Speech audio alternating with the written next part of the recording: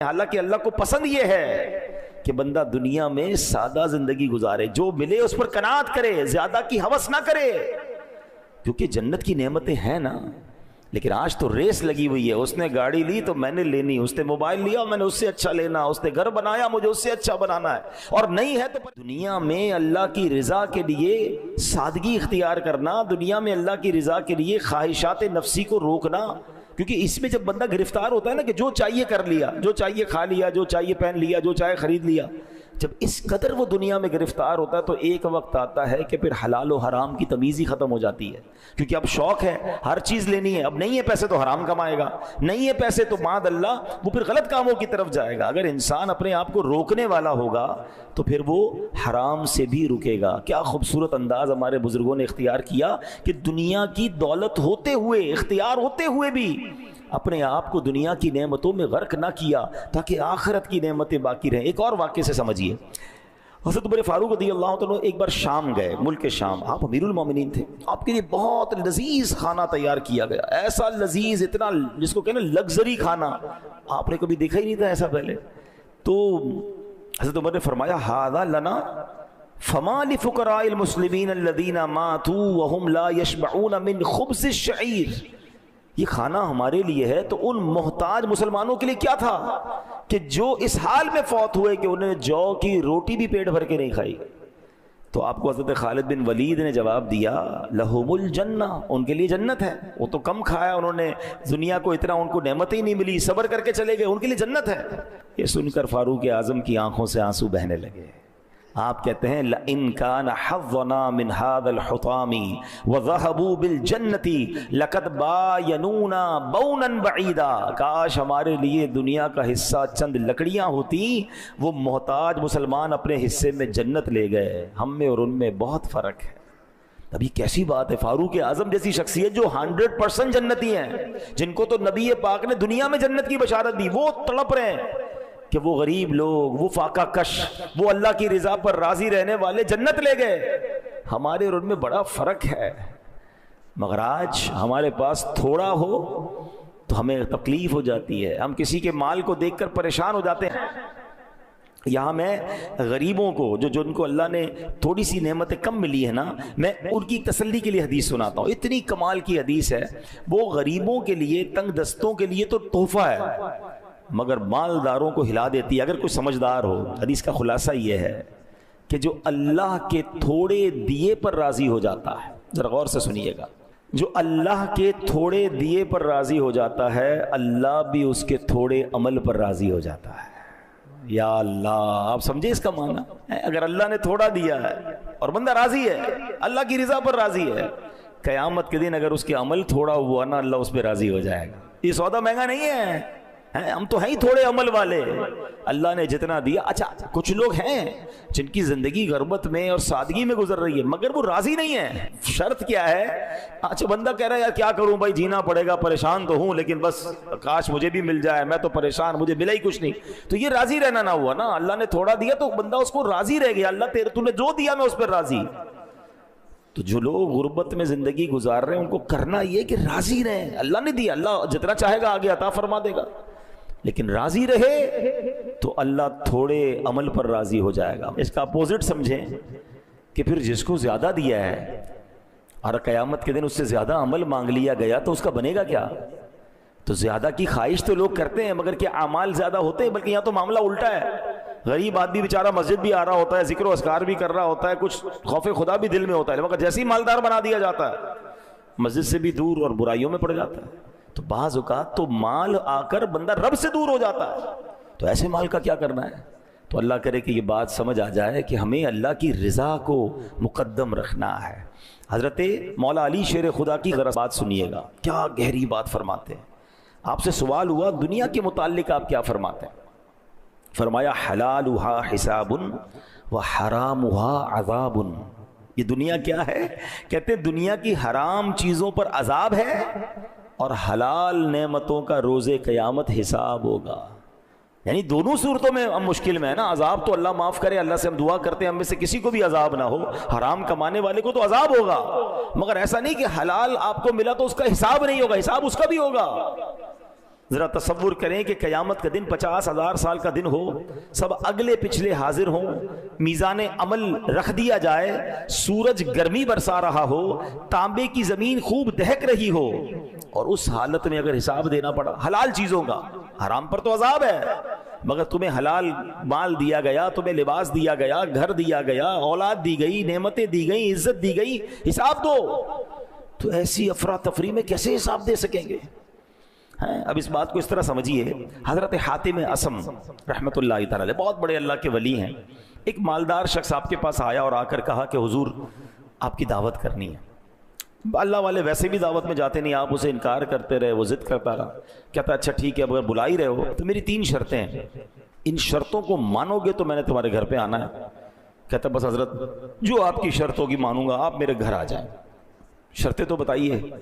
فرمایا پہلی شرط یہ ہے جہاں چاہوں گا وہاں بیٹھوں گا، دوسری شرط جو چاہوں گا کھاؤں گا، پھر اس کے بعد جو کہوں گا وہ کرنا پڑے گا، تیسری شرط یہ ہے۔ کہتا حضرت تینوں شرطیں منظور۔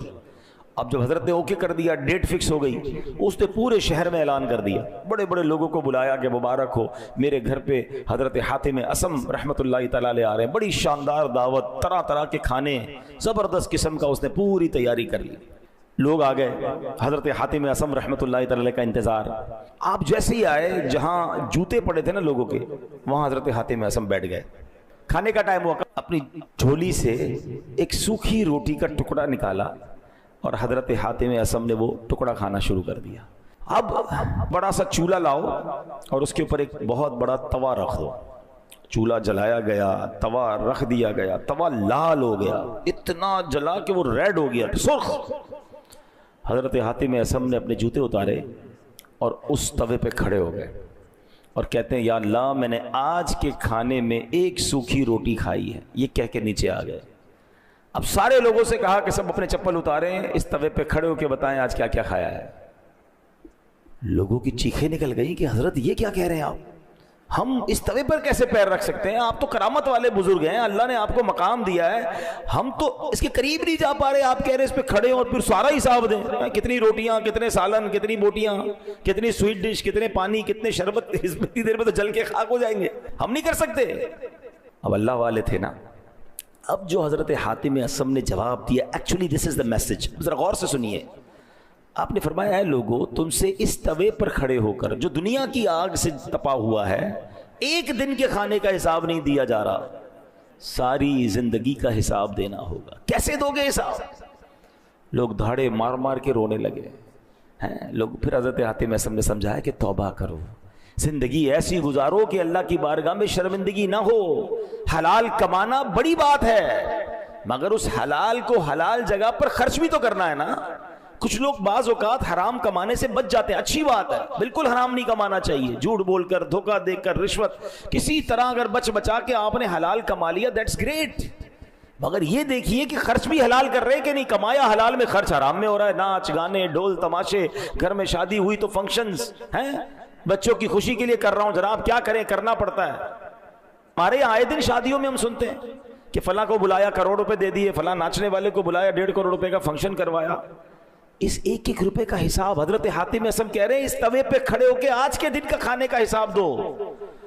لوگ کہتے ہیں ہم نہیں کھڑے ہو سکتے، تو بتائیں نا قیامت کے دن کھڑے ہو کر اس پوری زندگی کا حساب، یہ تمام گناہوں کا حساب، ان تمام عیاشیوں کا حساب کیسے بنے گا؟ نہ کریں ایسا۔ ایک ایک نعمت کا سوال ہوگا، ایک ایک نعمت کے بارے میں کوسچن ہوگا، اور یہ میں نہیں کہہ رہا، قرآن کہتا ہے ثم لتسألن یومئذ عن النعیم، پھر بے شک ضرور اس دن تم سے نعمتوں کے متعلق پوچھا جائے گا۔ غور کیجئے، کیا ہمارے پاس جواب ہے کہ اللہ نے ہمیں مال دیا، گھر دیا، عزت دی، دولت دی، شہرت دی، اولاد دی، فیملی دی، کیا اس کا جواب دے سکیں گے کہ ہم پراپر استعمال کر رہے ہیں؟ اب اپنی باڈی کو دیکھ لینا، آنکھیں دی، آنکھوں سے کیا ہو رہا ہے؟ اللہ نے اس لیے دی کہ نافرمانی کی جائے، ہاتھ دیے، ہاتھوں سے لوگوں کی مدد ہو رہی ہے، ہاتھوں سے اچھے کام ہو رہے ہیں، ہاتھوں سے زیادتیاں ہو رہی ہیں، پیر دیے، پیر سے اللہ کے گھر کی طرف چلتے ہیں یا اسی پیروں سے غلط کاموں کی طرف جا رہے ہیں؟ غور کریں۔ ثم لتسألن یومئذ عن النعیم، ایک ایک نعمت کے بارے میں سوال ہوگا۔ کاش ہم نعمتوں کو صحیح استعمال کرنے والے بن جائیں۔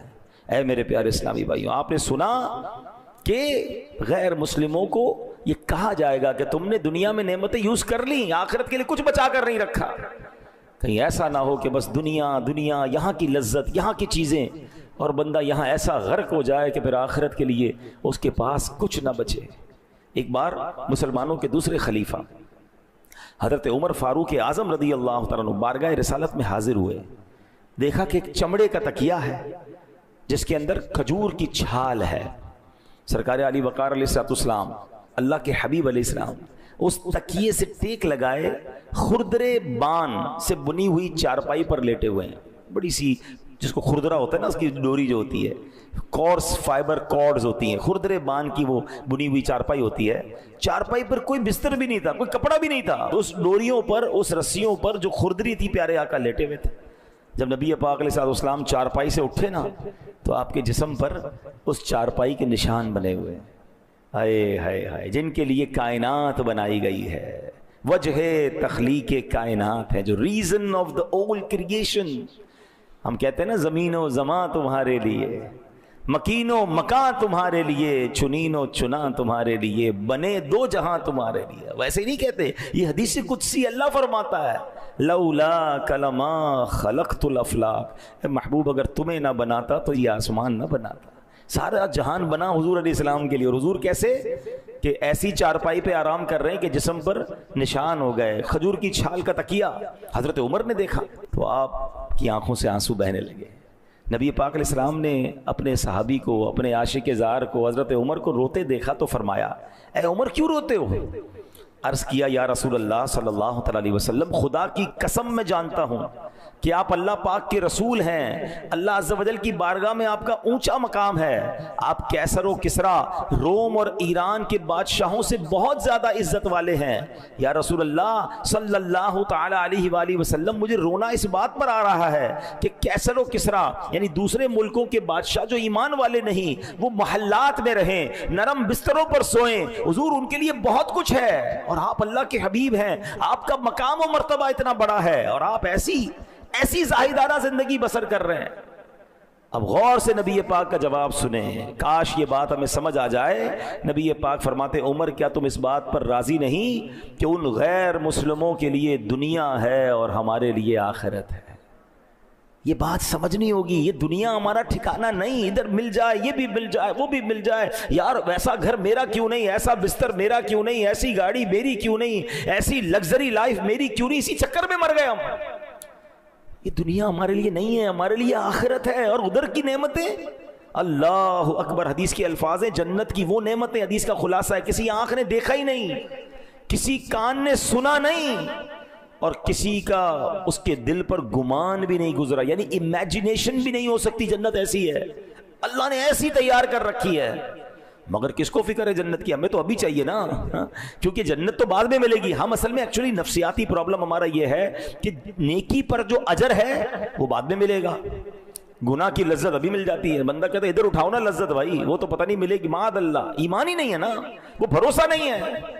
جس دن یہ لیول مل گیا آپ کو بھروسے کا، تو پھر دنیا کی لذتوں میں غرق ہونے کو جی نہیں چاہے گا. اور اسی وجہ سے بندہ پھر پہلے لذتوں میں غرق ہوتا ہے. جو ہمیں روکا گیا نا کہ صرف دنیا کی ہوس دل میں نہ ہو.